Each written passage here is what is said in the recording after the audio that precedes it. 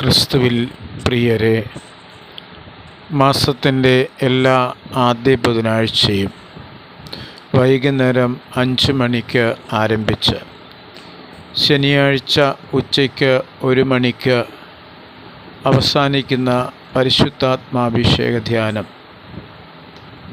IMSൽ വെച്ച് നടക്കുന്ന വിവരം ഇതിനകം അറിഞ്ഞിരിക്കുമല്ലോ.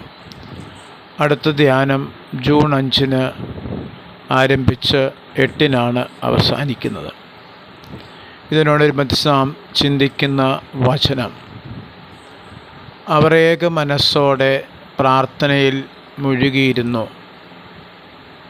അപ്പോൾ പരിശുദ്ധാത്മാവ് അഗ്നിനാവുകളായി ഓരോരുത്തരുടെ മേലും വന്നു നിറഞ്ഞു. അപ്പോസ്തല പ്രവർത്തനങ്ങൾ 2:4. ഇന്ന് ഭാരതത്തിൽ 18ാം ലോകസഭാ തിരഞ്ഞെടുപ്പ് നടക്കുകയാണ്. NDA സഖ്യവും ഇന്ത്യ സഖ്യവും തമ്മിൽ നേരിട്ട് വിജയത്തിനായിട്ട് കുതിക്കുന്നു.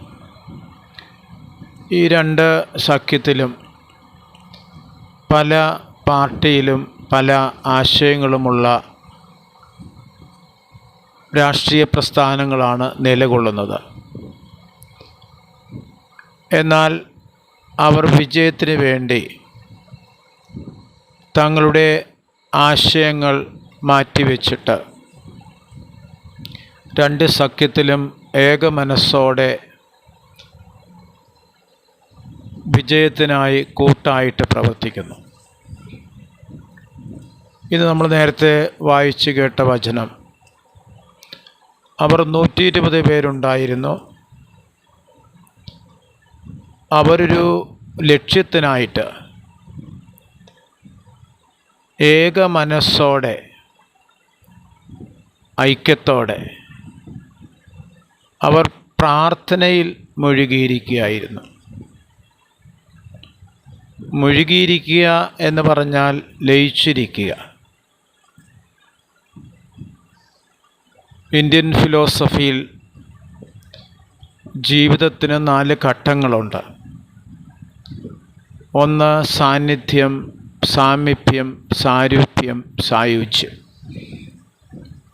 മുഴുകിയിരിക്കുക എന്ന് പറഞ്ഞാൽ ലയിച്ചിരിക്കുക, ആയിരിക്കുക എന്ന അനുഭവമാണ്. പ്രാർത്ഥന എന്ന് പറഞ്ഞാൽ ദൈവവും മനുഷ്യനുമായിട്ടുള്ള അഭിമുഖ സംഭാഷണമാണ്.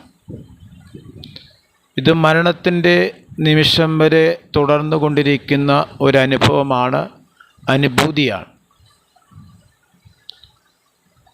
സംഭാഷണം എന്ന് പറയുമ്പോൾ 2 വ്യക്തികൾ തമ്മിലുള്ള സംസാരമാണ്.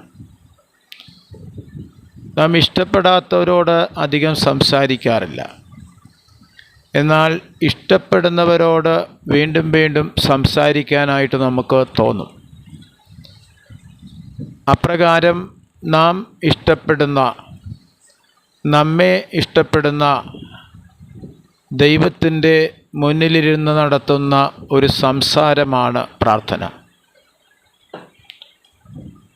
ഈ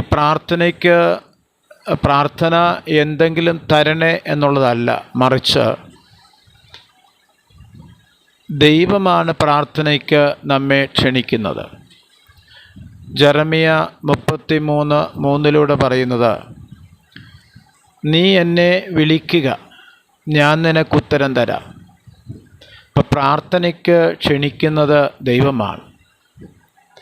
എന്നിട്ട് പറയുന്നത്, നിൻ്റെ ബുദ്ധിക്കതീതമായ മഹത്വം, നിഗൂഢവുമായ കാര്യങ്ങൾ ഞാൻ നിനക്ക് വെളിപ്പെടുത്തി തരും. വരാനിരിക്കുന്ന കാര്യങ്ങൾ, നിൻ്റെ ബുദ്ധിക്ക് ഉൾക്കൊള്ളാൻ പറ്റുന്നതിനേക്കാൾ വലിയ കാര്യങ്ങൾ, അതൊക്കെ വെളിപ്പെടുത്തരാനാണ് കർത്താവായ ദൈവം നമ്മെ വിളിക്കുന്നത്. അപ്പോസ്തലന്മാർ 120 പേര് പരിശുദ്ധ കന്യകാമറിയത്തോടും മറ്റ് സ്ത്രീകളോടും കൂടിയിരുന്ന് ഏക മനസ്സോടെ പ്രാർത്ഥിച്ചപ്പോൾ അവരുടെ മേൽ പരിശുദ്ധാത്മാവ് അഗ്നിനാവുകളായി പറന്നിറങ്ങി. നമുക്കും ഈ പരിശുദ്ധാത്മാഭിഷേക ധ്യാനത്തിലൂടെ ഏകമനസ്സോടെ പ്രാർത്ഥനയിൽ മുഴുകിയിരിക്കുവാനും പരിശുദ്ധാത്മാവിൻ്റെ അഭിഷേകം പ്രാപിക്കുവാനും യേശുനാമത്തിൽ ഏവരെയും ക്ഷണിക്കുന്നു. Praise the Lord.